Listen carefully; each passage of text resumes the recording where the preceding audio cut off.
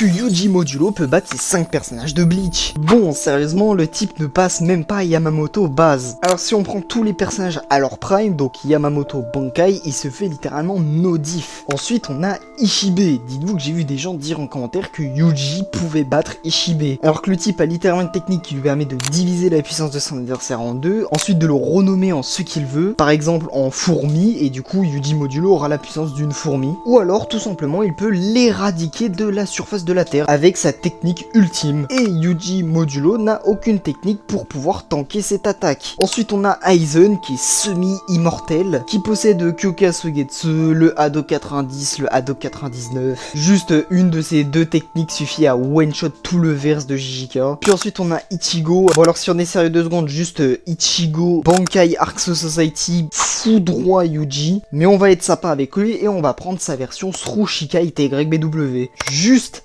un seul Getsuga Jujitsu suffit à one-shot Yuji. En fait, Yuji ne pourra rien voir parce que Ichigo va juste être beaucoup trop rapide. Il va se faire blitz. Puis en dernier, on a Iwatch. En fait, tellement le verse de JK est faible pour Iwatch que même The Almighty va pas réussir à trouver des timelines différentes. Hein, sérieusement, même le Iwatch de il y a 1000 ans suffit pour battre Yuji Modulo. En fait, oui, Yuji Modulo est fort, mais le faire affronter les personnages top tier de Naruto de Bleach, c'est juste pas être fair. Je sais pas, mettez-le dans le verse de Chainsaw Man ou de Emacha, c'est un peu plus réglo. Parce que sincèrement, Yuji Modulo a à peine le niveau vice-capitaine dans Bleach.